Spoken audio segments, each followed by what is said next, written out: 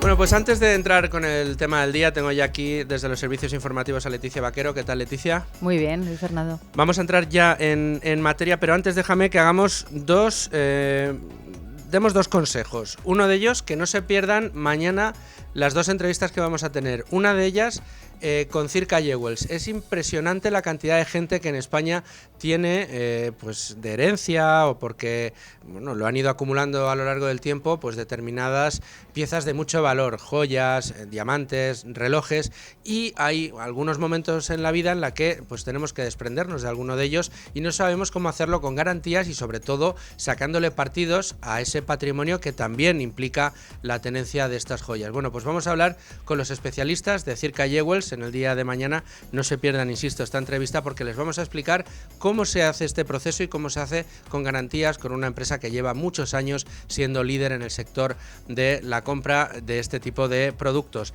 Y por otro lado, la entrevista que vamos a tener con Cibislen, porque hay una manera alternativa de invertir en los productos inmobiliarios, en los pues pisos residenciales, sin tener que comprarte el residencial completo. De hecho, puedes invertir desde 250 euros, puedes hacer esta inversión en compañías como Cibislen, que practica el crowdlending y que lo que hace es que financia a las promociones inmobiliarias, a las constructoras, a través de estos inversores, de estas inversiones. Promete rentabilidades de entre el 10 y el 13% y además con garantías hipotecarias que son las que suscriben los acreedores de Cibislen y por la que se requiere esa inversión. Una inversión que nos van a explicar con pelos y señales que funciona y que da unos resultados extraordinarios. También les preguntaremos por qué es esas garantías y cómo operan en caso de que sea necesario que tengan que activarse. Bueno, todo esto será mañana, pero ya entramos en harina, vamos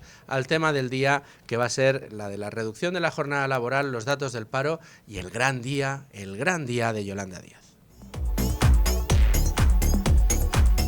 Leticia Vaquero, buenas tardes de nuevo. Buenas tardes, Luis, ¿qué tal estás? Muy bien, has estado muy pendiente de ese desayuno que se las prometía, porque teníamos por un lado al presidente de la COE, por otro lado al presidente de los autónomos, que creo que están, vamos a decir, no están muy contentos con Yolanda Díaz, Carlos Cuerpo y el gobierno que tenemos. Pero es que en el auditorio, corrígeme si me equivoco, estaban Yolanda Díaz, Carlos Cuerpo y algún miembro más del gobierno. Estaba también Elma Saiz, la ministra de Inclusión y Seguridad Social, y por tanto, bueno, pues era un día jugoso informativamente. De hecho, fíjate, Luis, que hoy lo que ha hecho Lorenzo Amor ha sido explicar que va a volver a presentarse su candidatura para ser presidente de la Asociación de Trabajadores Autónomos, pero antes de esa entrevista, de ese desayuno informativo de Europa Press en el Hotel Intercontinental de Madrid, el que le ha precedido, el que le ha presentado ha sido Antonio Garamendi, el presidente de la patronal, quien pendiente, consciente de que Yolanda Díaz iba a tener que ir corriendo al Consejo de Ministros, al Palacio de la Moncloa, ha querido lanzar una serie de mensajes. Lo mismo ha hecho Lorenzo Amor, haciendo hincapié incluso en que Yolanda Díaz venía muy guapa vestida, con un vestido, con un traje de chaqueta de color crema, que dice es el color que suele utilizar normalmente para cuando es un día importante para ella o para hacer algún tipo de anuncio. Así que, por tanto, efectivamente, un día muy importante, uno de los días más deseados de la legislatura por la ministra de Trabajo, el de la aprobación del anteproyecto en Consejo de Ministros por el trámite de urgencia, a pesar de esas discrepancias con el titular de Economía, Carlos Cuerpo. Recordemos que han sido 11 meses de negociaciones en la mesa de diálogo social. Como saben, terminó en diciembre con un acuerdo solamente a 2. Dejaron fuera a los empresarios y, por tanto, lo firmaron sindicatos y gobierno con el objetivo de modificar el Estatuto de los Trabajadores para reducir la jornada laboral hasta las 37 horas y media y por ley. Es media hora diaria de trabajo menos al día, pero solo en algunos sectores, los que no lo tienen ya reflejado en sus convenios colectivos. Y por eso el efecto, cuando finalmente se apruebe en el Congreso de los Diputados, no se va a notar excesivamente, pero para Yolanda Díaz el día de hoy es histórico. Les voy a pedir una cosa, hoy disfruten del día, es un día histórico en España. Los trabajadores y las trabajadoras de nuestro país van a ver reducida su jornada laboral a 37 horas y media, ustedes también. Hoy van a haber derechos claves, como es el derecho a la desconexión, que sale adelante, y algo muy importante, que aquellos trabajadores y trabajadoras que hacen centenares de horas extras van a ver también que vamos a cambiar el control horario. Esto es importante recordarlo, Luis, también porque lo que pactó con los sindicatos fue además el control horario más exhaustivo para verificar las horas extra que hacen los trabajadores. Este es un asunto que le importa mucho a la Inspección de Trabajo y sobre todo a Yolanda Díaz. Y luego el derecho a la desconexión digital, para que fuera de tu horario nadie pueda molestarte o que tu jefe no te mande un correo electrónico y que tengas que responder. Sin embargo, el anteproyecto debe pasar por el Parlamento. Esto es importante porque es la tercera vez que hoy Yolanda Díaz dice que esto es un día histórico, la tercera vez. Se espera que llegue al Congreso de los Diputados a finales de este mes, donde los grupos van a poder introducir enmiendas. Y fíjate que Junts ya ha dicho en las últimas horas, en el día de ayer, que habrá que negociar. De hecho, hasta el secretario general de UGT, Pepe Álvarez, si lo recuerdas, se reunió con Carles Puigdemont en Waterloo en el mes de diciembre para hablar precisamente de este tema, de la importancia que pueda tener, de lo que vaya a votar Junts en el Congreso de los Diputados. Y por eso hoy Antonio Garamendi, el presidente de la COE, desde el Hotel Intercontinental de Madrid, donde insistimos ha coincidido con Yolanda Díaz, le ha querido enviar este mensaje. Cantidad de temas se podrían resolver si se diera prioridad a ese lugar, a ese espacio que lleva 45 años trabajándose en España del diálogo social bipartito y el tripartito, siempre que nos dejaran primero hablar a los sindicatos y a los empresarios. Por tanto, simplemente irá al Parlamento lo que tenga que ir y, como no podía ser de otra manera, defenderemos nuestras posturas y trasladaremos a los partidos políticos cuáles son nuestras opiniones, también legítimas, dentro de lo que es legítimo que va a aprobar hoy el Gobierno. Claro, es que denuncian que son lentejas, ¿no? Que lo que ha hecho la ministra de Trabajo desde hace 11 meses es hablar y apelar al diálogo social, a la importancia de que haya consenso, sindicatos, gobierno, patronal. Sin embargo, a la patronal les han dejado fuera y lo quieren hacer por ley, dejando fuera la negociación colectiva. También el presidente de la Asociación de Trabajadores Autónomos, Lorenzo Amor, ha querido explicar cuáles son los costes que va a tener esta reducción de jornada. El coste de la reducción de jornada son 2.000 euros, cotización más salario por trabajador. Oiga, pero este coste no es solo para el empresario. Toda aquella persona, familia que en su casa tenga un cuidador o alguien dado de alta en el régimen de hogar, que sepa que el coste también son 2.000 euros. Si le añadimos el salario mínimo son 3.000 euros. El salario mínimo que, como decías, también va a aprobarse en el día de hoy, esa subida en el 2025 hasta los 1.184 euros. Y fíjate, ante la idea del ministro de Economía de intentar acompañar a las empresas en esa transición hasta las 37 horas y media, Amor ha respondido que esto no va a servir tampoco para nada, lo que propone Carlos Cuerpo, porque ¿de qué sirve que les dé dinero para hacer nuevas contrataciones? Que eso supondrán gastos adicionales. Así que serán los autónomos los que dan puestos de trabajo los que van a tener que pagar las consecuencias, si es que al final, insistimos, se acaba aprobando en el Congreso. Bueno, pues tremendo el desayuno informativo de esta mañana.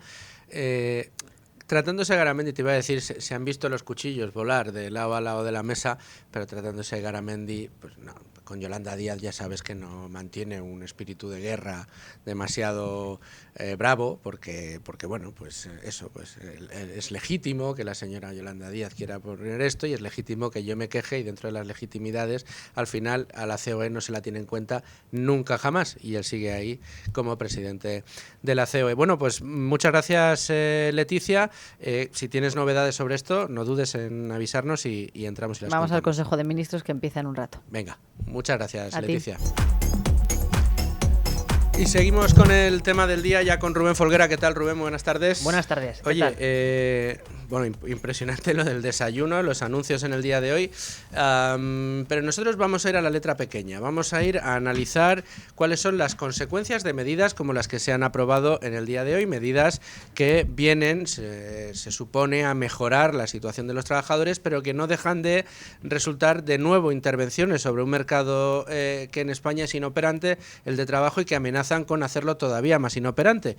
Y para el que no me quiera creer cuando digo que el mercado de trabajo en España es inoperante, que se vaya directamente a mirar cuál es la tasa de paro en España, cuál es la tasa de paro media de los últimos 10 años y que la compare con las tasas de paro de sociedades a las que yo creo que nos querríamos parecer. Hablamos de las democracias del norte de Europa, de Estados Unidos, es decir, democracias y mercados donde las libertades y la prosperidad es lo que manda o lo que demandan, en este caso, los ciudadanos. Sí, empezando por la tasa de paro. Según el INE, la tasa de paro en el cuarto trimestre del año fue del 10,6%. Eurostat dice que en el mes de diciembre, en concreto, fue del 10,4%, es decir, que ahí está, ronda esa cifra ahora mismo el paro en España, y tiene la tasa de paro más alta de toda la OCDE y de toda Europa, porque, bueno, Grecia está por debajo del 10%, 9,3%, una cosa así. Y, por ejemplo, Estados Unidos, ya que lo nombrabas, El último dato que ofrece Eurostat sobre diciembre es que tiene una tasa de paro del 3,8%. Y sin embargo allí siguen con esa preocupación de que pues, pueden tener un problema de ralentización económica. Es decir, para que veamos hasta qué punto, ¿no?, la economía española está enferma, porque pues cifras que superan con creces lo que es la media y aquellas tasas que registran los países de nuestro entorno, pues sin embargo aquí suponen un motivo de alegría para el Ejecutivo. Sin embargo, esta no es la única preocupación que debemos tener. Al principio en el editorial comentabas cómo se han reducido las horas trabajadas a lo largo de la historia, las últimas décadas, y tenemos que desde 2008, según datos del INE, las horas trabajadas se han reducido en un 7,6%. Esto viene acompañado de que entre 2019 y 2024, de hecho, esta reducción ha sido del 4,5%. Asimismo, hay que vincularlo a la pérdida de poder adquisitivo, que según la OCDE entre 2019 y 2024 ha sido del 2,5% para los salarios reales, y ADECO en julio del 24 publicó que los salarios españoles entre 2008 y 2023 han perdido el poder adquisitivo por un valor de 5,6%. Por tanto, estamos viendo cómo no solo el paro sigue disparado y pues suponiendo el récord a nivel, digamos, de la OCDE y de Europa, sino que también las familias ven cómo pues su poder adquisitivo se ve mermado precisamente por las malas políticas económicas que se empeña en llevar a cabo este gobierno.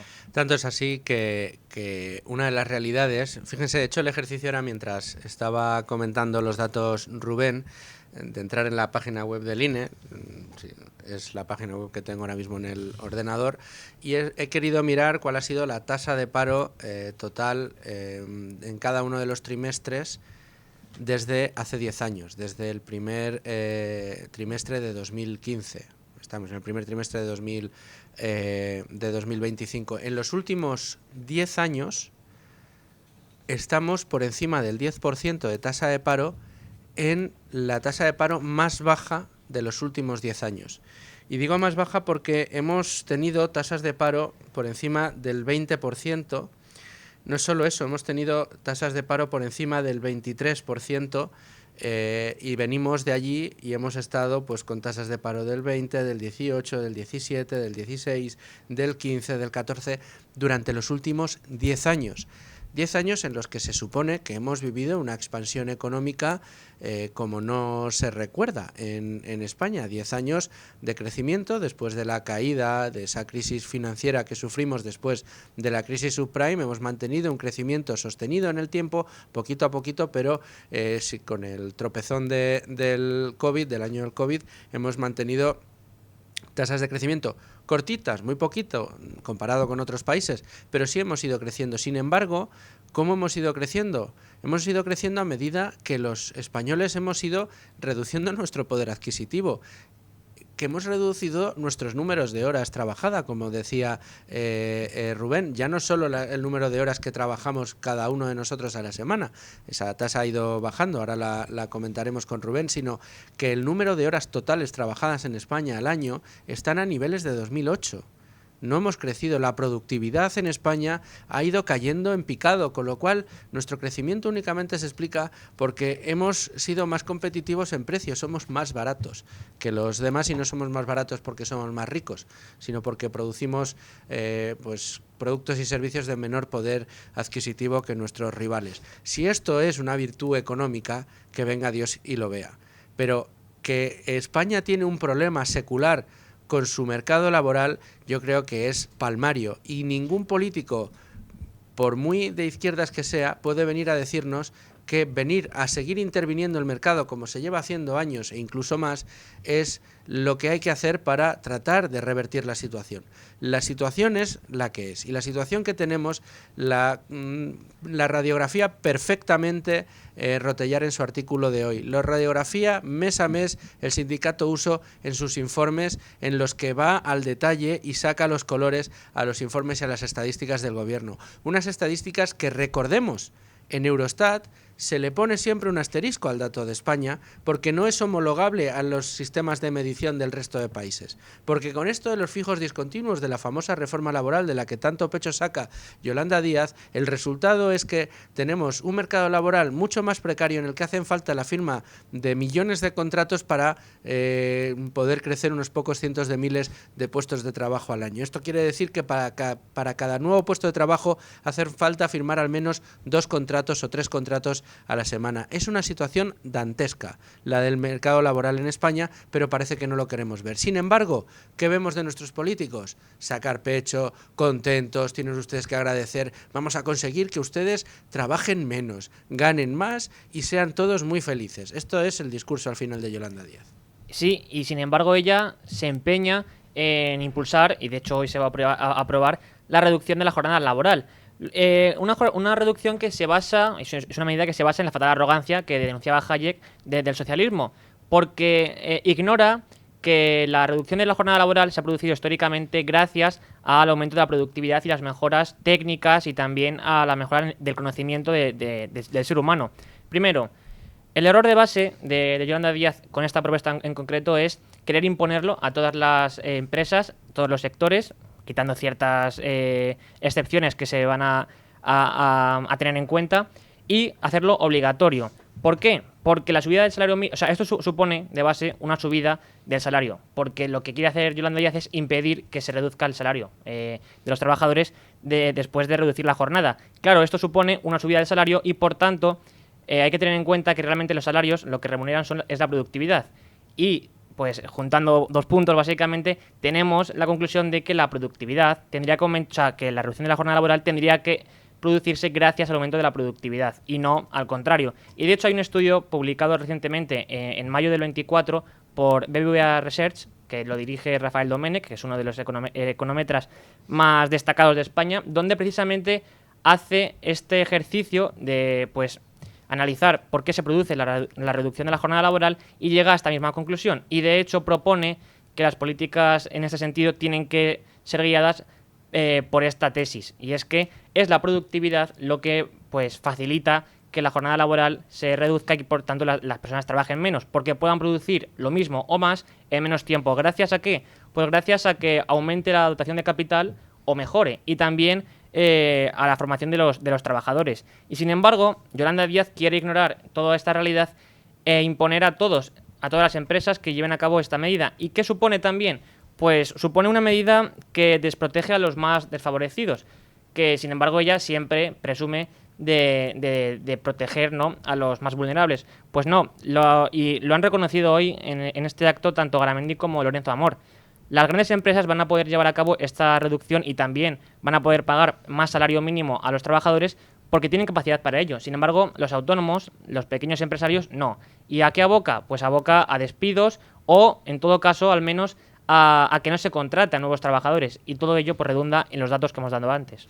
Datos que hemos conocido hoy, los datos del paro y la afiliación, unos datos, bueno, pues que hablan de la pérdida de afiliados. Se han perdido 242.148 afiliados en la Seguridad Social, unos datos que si vemos el último informe, el informe del último día de mes, se perdieron 138.547 afiliados, y el dato interanual de afiliación sube en 491.053. Dirán ustedes, hombre, de año a año hemos crecido casi 500.000, sí, pero les decía, lo importante es ver las tendencias. ¿Y cuál es la tendencia? La tendencia que estamos viendo en la afiliación es que vamos a menos número de empleados. Cada vez es el peor dato de los últimos 5 años, y un dato en el que una parte muy importante, 77.000 nuevos puestos de trabajo, nuevas afiliaciones, más de 77.000 en concreto, casi 78.000, 77.862, son afiliaciones que corresponden al sector público, es decir, son contratos públicos que se han creado en estos años, es decir, no es la actividad productiva del sector privado, que es la que tiene que mantener ese famoso estado de bienestar, y es de la que se saca para pagar las pensiones, los empleos públicos, vamos, para pagar absolutamente todo. Un sector privado que el gobierno debería cuidar en lugar de castigar, como está haciendo con medidas como las que hemos anunciado en el día de hoy. Tenemos además el dato en concreto de las empresas. 46.200 empresas menos de febrero de 2020. Desde febrero de 2020 hasta hoy tenemos 46.206 empresas menos, con una destrucción en diciembre de 2024, el último dato disponible, de 8.367. Un dato que tampoco abunda en una salud fantástica de nuestra economía y menos de nuestro mercado de trabajo. Además, si tenemos que observar, el número de parados ha subido en el mes de enero, lo ha hecho de manera importante, con cerca de 40.000 parados más, y sitúa el número total de parados en los 2,6, los oficiales. Si nos vamos a los extraoficiales, que suelen recoger los informes del sindicato USO, que nos recoge mes a mes este tipo de datos, en realidad estamos cerca de los 4 millones de desempleados. Estos datos son los datos del empleo que hemos conocido en el día de hoy. Pero yo quería profundizar precisamente en estos efectos, en los efectos de las medidas que se han tomado en el día de hoy precisamente sobre los datos de empleo. Claro, si vemos, Rubén, que tenemos unos datos de empleo que, si nos fiamos del análisis de Rotellar, y yo creo que el profesor Rotellar es de quien más te puedes fiar para conocer estos datos, lo que nos hablan es de una tendencia negativa en el mercado de trabajo, que sigue manteniendo la pujanza en tanto en cuanto la mano de obra en España es más barata y además ha entrado mucha población inmigrante para cubrir puestos de trabajo que los españoles en este caso no querían cubrir. Dadas estas dos circunstancias, sigue teniendo cierto dinamismo, pero lo que estamos viendo es que la realidad detrás de las cifras es un volumen de parados mayor al confesado, y con medidas como las que se han puesto encima de la mesa, lo que podemos esperar no es precisamente que se produzca un boom en la contratación, sino, como decía muy bien Lorenzo Amor en ese corte que recogía Leticia Vaquero, si hasta las empleadas del hogar van a suponer un incremento de coste que rondará los 2.000 euros al año, en este caso a las familias que las contratan, pues a todas luces se empezarán a perder puestos de trabajo, y luego los efectos invisibles, que no se van a crear más. Es que aquí intentamos ver el impacto sobre el mercado laboral que tenemos, pero nos olvidamos de pensar en lo que podríamos tener, ¿no?, a partir de ese momento. Sí, pero incluso aunque cogiéramos y aceptásemos las cifras oficiales, ¿no?, sin tener en cuenta ese efecto estadístico que se estaría produciendo por la exclusión de casi 1 millón de trabajadores que no trabajan, pues tenemos que estos datos que se han presentado hoy no son los peores de los últimos 5 años. Son los peores sobre el papel, sí, pero realmente son los peores desde 2013, porque hay que tener en cuenta que en 2020 se produjo la pandemia y por tanto hay ahí un shock externo que de algún modo pues vino a distorsionar lo que sería la tendencia natural del mercado de trabajo en ese momento. Por tanto, los datos de hoy son los peores desde 2013, los últimos 12 años. Pero además, decías, somos muy baratos. Efectivamente, así ocurre, y sería una buena oportunidad que tendría el mercado laboral español para atraer inversión, porque si al final las empresas pueden pagar menos, lo que se daría es que vendrían a España. Pero claro, si se ahoga con impuestos, con regulaciones y demás trabas a las empresas, lo que ocurre es que esa inversión que podría venir y por tanto aumentar la productividad y los salarios no viene, y por tanto pues al final los españoles somos más pobres. Y es que de hecho, por volver al tema de la productividad y cómo esto redunda en los salarios de los trabajadores españoles, tenemos que en los últimos 6 años, entre 2017 y 2023, la productividad laboral en España se redujo el doble de lo que se redujo en la eurozona. ¿Por qué? Porque en España esta reducción fue de 5 puntos, mientras que en la zona euro fue de 2,5. Así que de nuevo hay que insistir. Todo esto es el resultado de las malas políticas de este gobierno y de otros, pero sobre todo de este, porque no solo continúan con las malas decisiones, sino que profundizan en ellas e imponen nuevas trabas a las empresas. Bueno, pues ahí tenemos el análisis de los datos con Rubén Folguera. ¿Qué te parece, Rubén, si saludamos ya a nuestro analista cabecera de hoy, que no es otro que Javier Santa Cruz, inversor, agricultor, especialista, profesor, ya no sé qué más calificativos o cargos ponerte? Javier, ¿cómo estás? ¿Qué tal, Luis Fernando? ¿Cómo estamos? Muy buenas. Pues muy bien, oye, encantado de tenerte aquí después de estar contigo el sábado con Carmen Tomás en Economía para Todos. Nos tocaba la cita en el día de hoy, y para hablar de trabajo, para hablar de empleo, de esas medidas que ha anunciado el Gobierno. Encantada de haberse conocido Yolanda Díaz diciendo que es el gran día, todavía falta el trámite parlamentario, que parece que se le olvida a la señora ministra, pero son medidas, aprobación de la reducción de jornada, aprobación de subida del salario mínimo y aprobación de esto que le llaman el derecho de desconexión. Todo, me imagino que para las empresas que estén planteándose un destino en Europa para implantar su sede, bueno, pues muy apetecibles, ¿no? Entiéndase la ironía. Hombre, desde luego sería justo lo contrario, ¿no? O sea, la ironía se entiende mal en la radio, pero la cuestión es que la reducción de jornada, sobre todo, lo que pone en aprieto no es precisamente a las grandes compañías que, bueno, pueden tener una cierta mayor flexibilidad y también, pues como ha pasado en los últimos años, hay una aceleración de la creación y destrucción de contratos. Quien tiene el problema máximo son las pequeñas y medianas empresas, y es lo que ya hemos visto, por ejemplo, en los datos de hoy de afiliación a la Seguridad Social.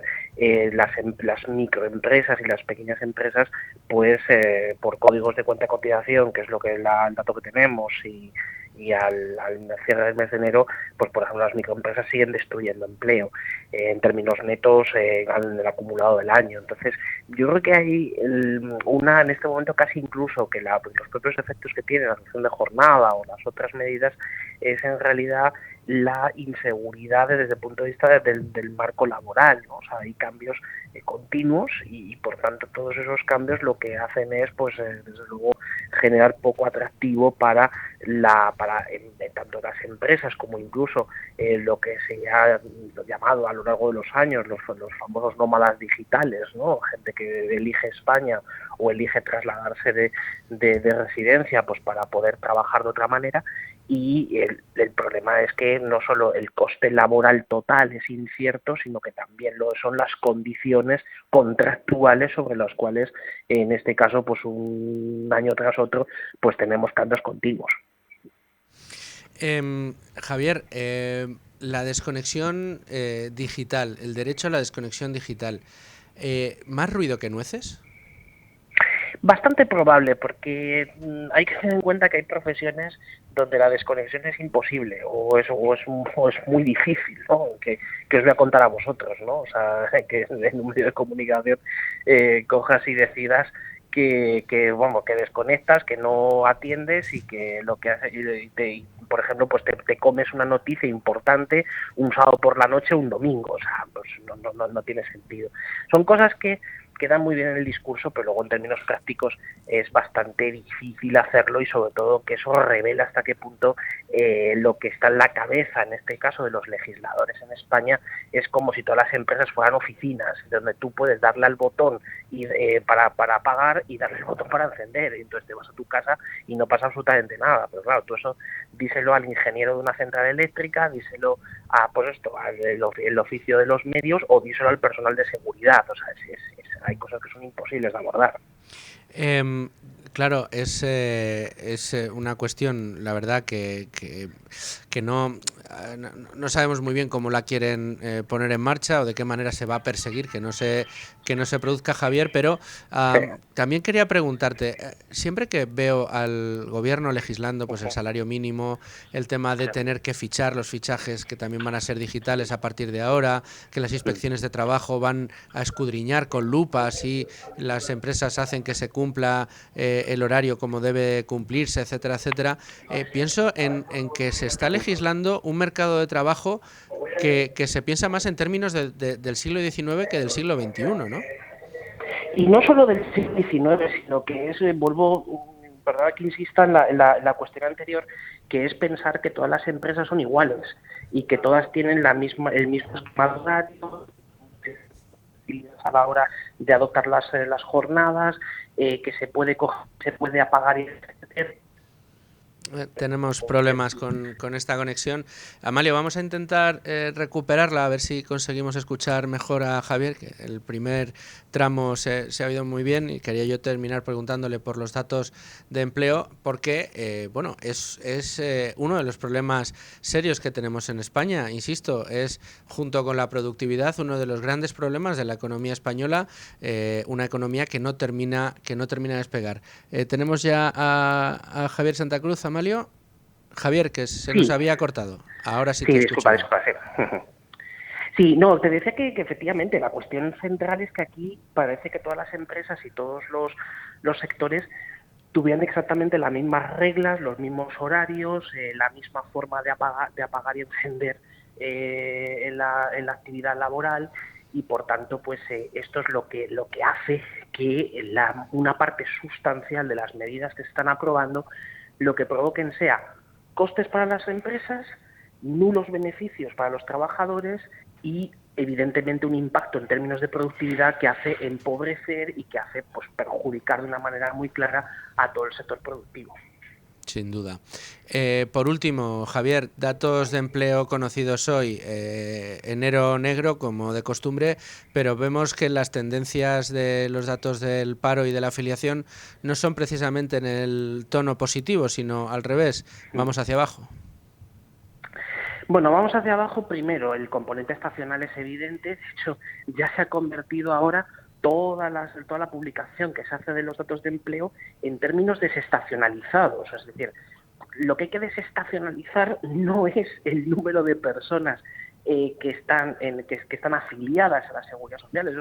Eso es un error tremendo desde el punto de vista de matemático estadístico, ¿no? O sea, a nosotros lo que nos enseñaban y nos han enseñado siempre cuando hacemos modelización en economía es que la desestacionalización es una técnica que lo que hace es corregir la tasa de crecimiento, o sea, la variación en este caso, tanto sea en términos mensuales como sea en términos interanuales, que es la más representativa, no el dato de las personas. Las personas no se desestacionalizan, lo que se desestacionaliza es la evolución, la tasa de crecimiento. Entonces, hecha esa precisión, es importante tener en cuenta, como digo, el factor estacional, pero también al mismo tiempo que lo que ya vemos tanto en contabilidad nacional, cuando vemos los empleos equivalentes a tiempo completo, como las propias series de afiliación, es que este modelo de creación y destrucción masiva de afiliaciones y de contratos todos los meses, hombre, esto no puede extenderse por mucho más tiempo. Ahora bien, ya hemos visto que en los últimos 2-3 años hemos visto hasta qué punto tenemos cierta capacidad de aguante